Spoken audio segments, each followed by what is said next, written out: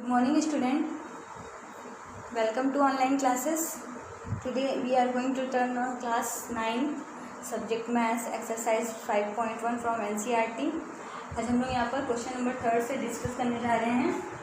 So question number third है आपका, consider two postulates given below. देखिए आप लोग बुक में यहाँ पर आपको दो पोस्टुलेट्स दिए हैं. फर्स्ट है given any two distinct points A and B, there exists a third point C which is in between A and B. and second दे रहा है आपका there exist at least three points that are not on the same line. तो आपसे कह रहा है कि do these postulate contains any undefined terms? Are these postulate consistent? Do they follow from the Euclid postulate? Explain. आपको बताना है कि क्या ये पोस्टुलेट जो दिए हैं वो कंसिडेंट हैं, और अगर कंसिडेंट हैं तो फिर do they follow from Euclid postulate, क्या ये यूक्लिड पोस्टुलेट को फॉलो करते हैं? एक्सप्लेन करके आपको बताना है.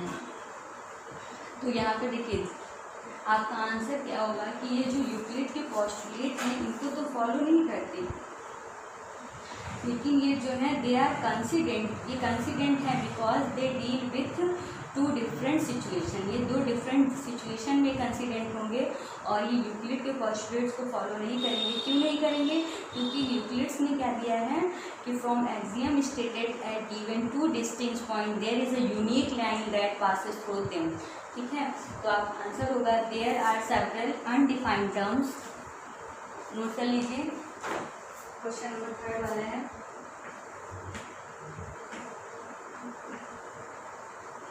There are several undefined terms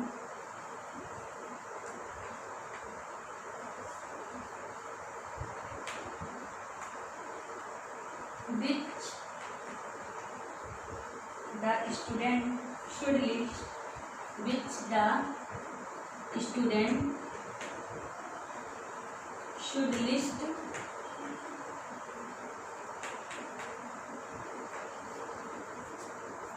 they are considered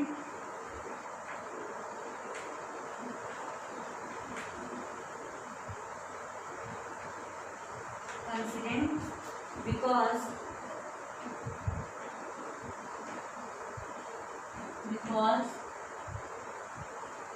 they deal with two different situations.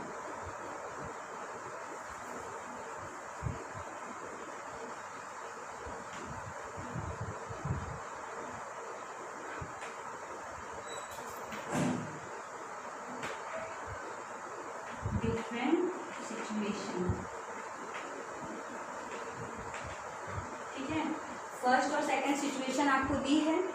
Says that the given two points A and B, there is point C lying on the line between them. First situation किस लिए कंसिडेंट था आपका? Says जब ये कहता कि that are given two points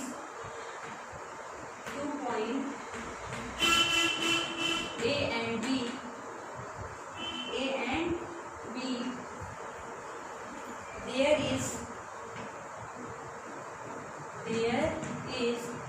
there is point C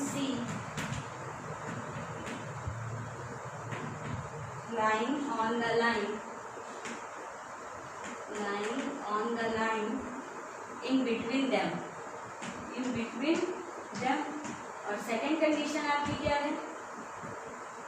second condition then says that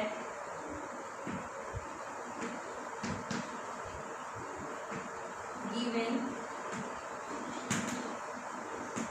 A and B, we can take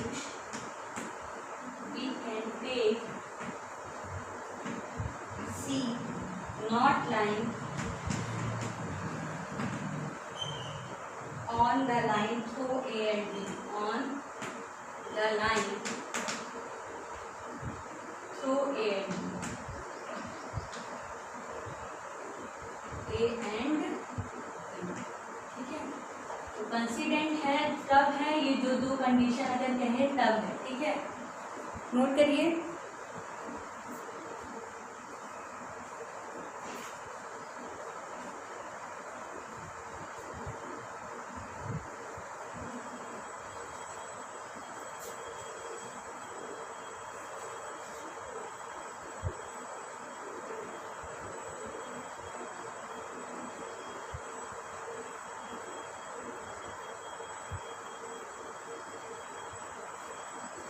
आपको यहाँ पर क्या लिख देंगे, इसके बाद देखिए ऊपर लिख दे रहे हैं हम लोग, these postulates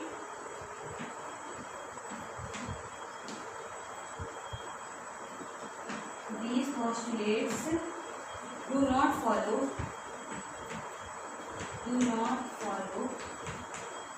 from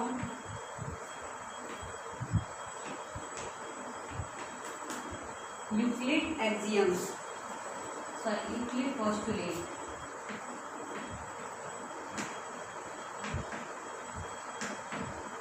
ठीक है, क्योंकि यूक्लिड ने क्या कहा था कि दो डिस्टिंक्ट पॉइंट से केवल एक ही यूनिक लाइन आपकी पास कर सकती है।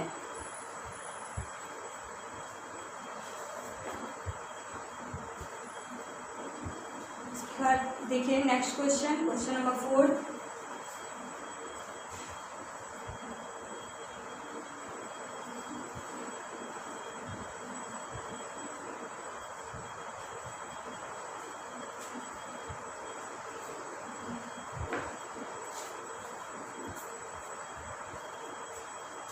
रफ कर देते हैं।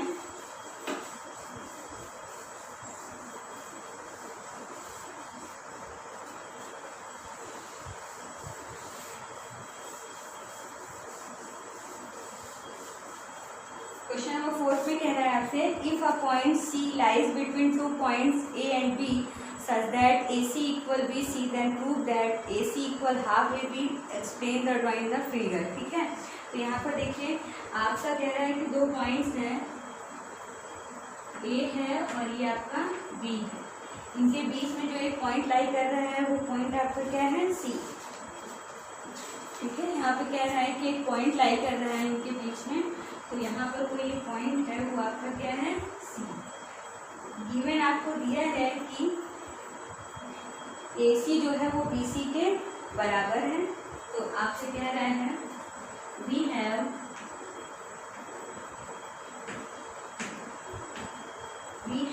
a point C lying between two points,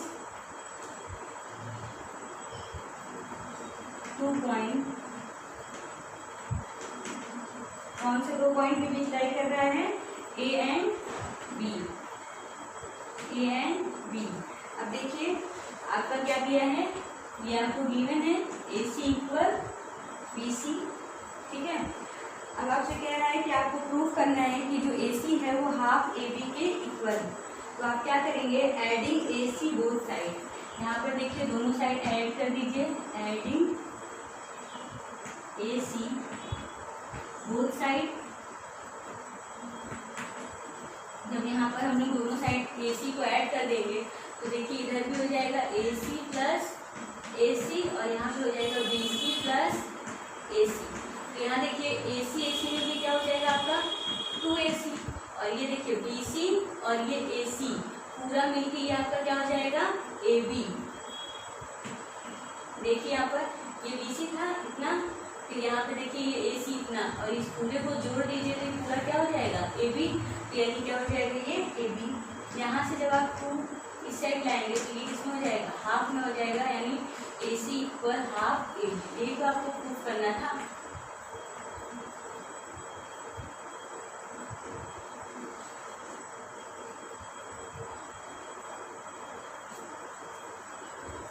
next question है,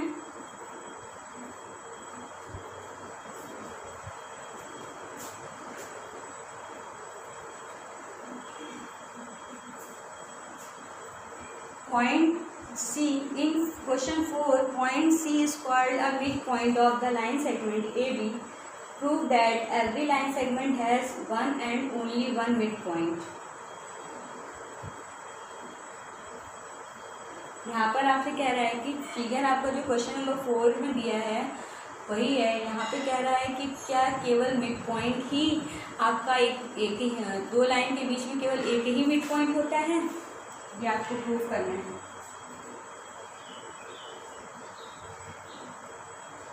अब करें।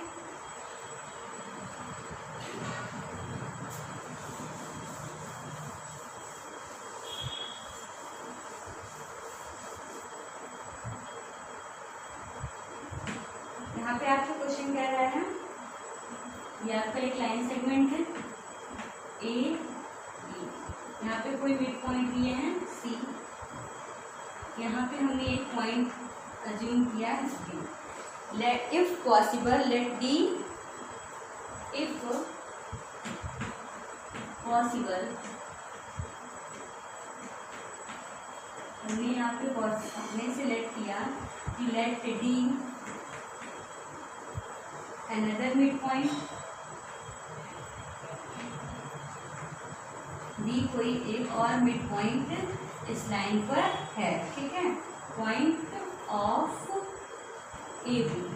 अगर डी एक लाइन पे मिड पॉइंट है ए बी के, तो ये क्या हो जाएगा तब A D equal to the D B. यानी अगर ये मिड पॉइंट है तो ये आधा आधा हो गया, half of A D equal D B. ये अपने क्या इक्वेशन नंबर फर्स्ट ले लिया। बट लेकिन दिया क्या है आपका, but C is the midpoint of A B. ये आपको क्या है, गिवन है।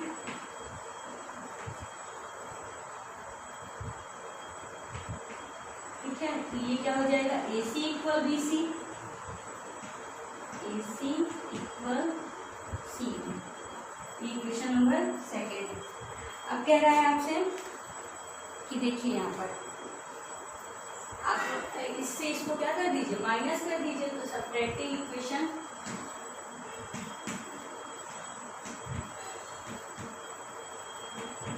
One from two, we get A C minus A D equal C B minus D B.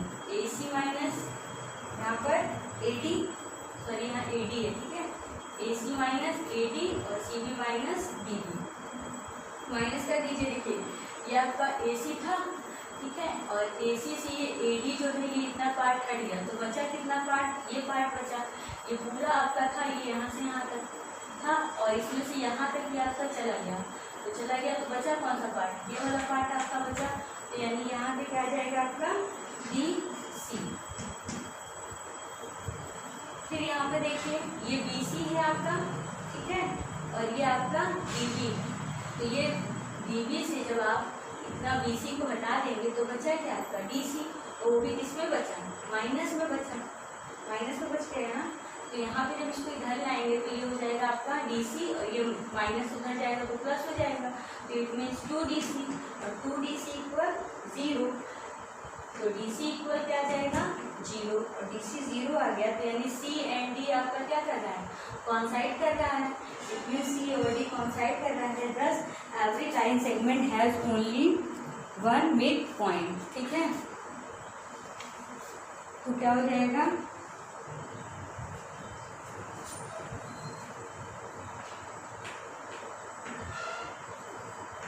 C and D are coincide, ठीक है।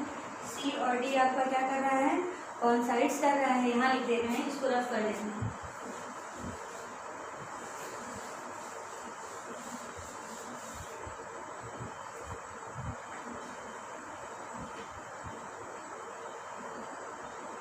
C and D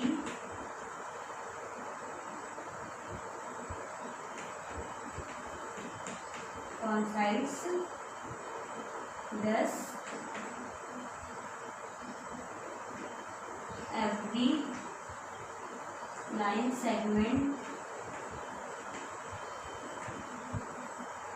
has one end,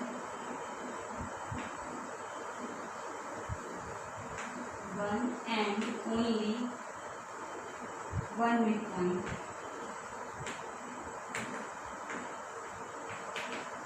clear है?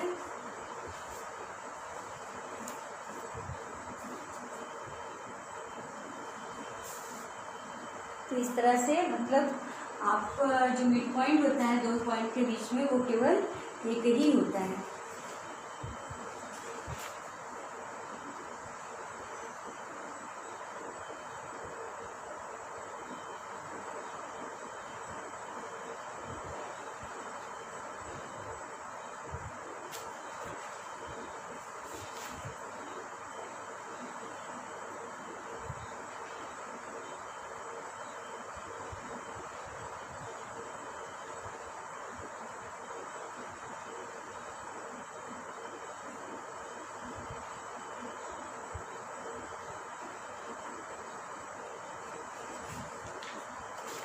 देखिए question number आपका 6 वाला है।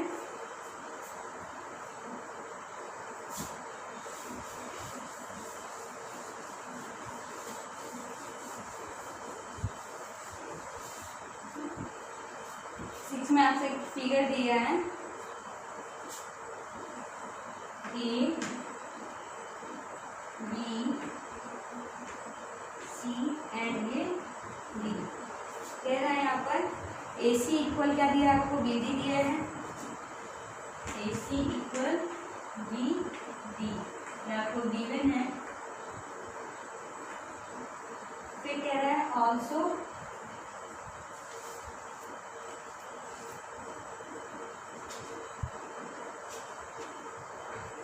देखिए यहाँ पर हम ए सी को और क्या लिख सकते हैं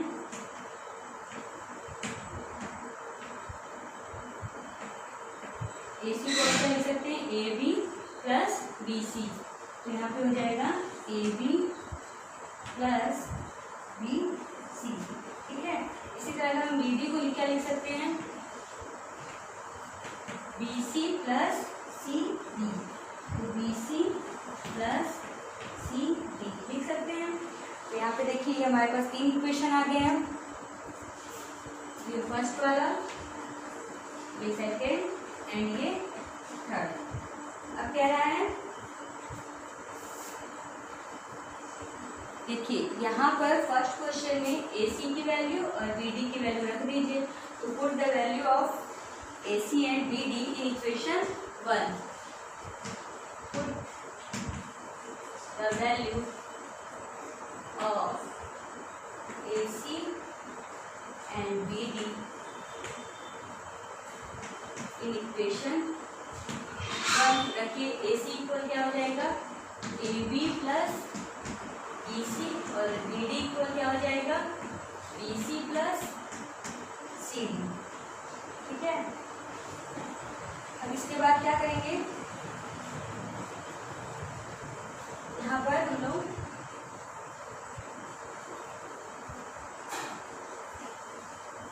देख रहे हैं कि BC और BC दोनों साइड है। अगर आप इसको इधर ले जाते हैं तो ये प्लस में उस साइड जाएगा माइनस में इट मीन्स BC और BC क्या हो जाएगा कैंसिल हो जाएगा।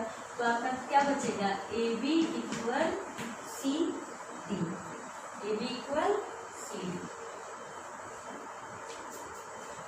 डी यही आपको प्रूफ करना था।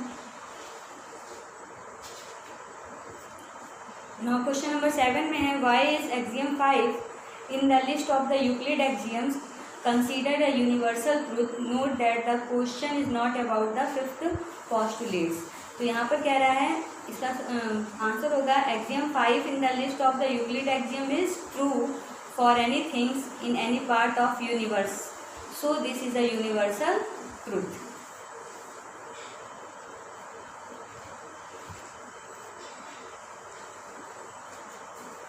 So student, their exercise will be completed. So tomorrow we'll meet again with a new exercise. Thank you. Have a nice day.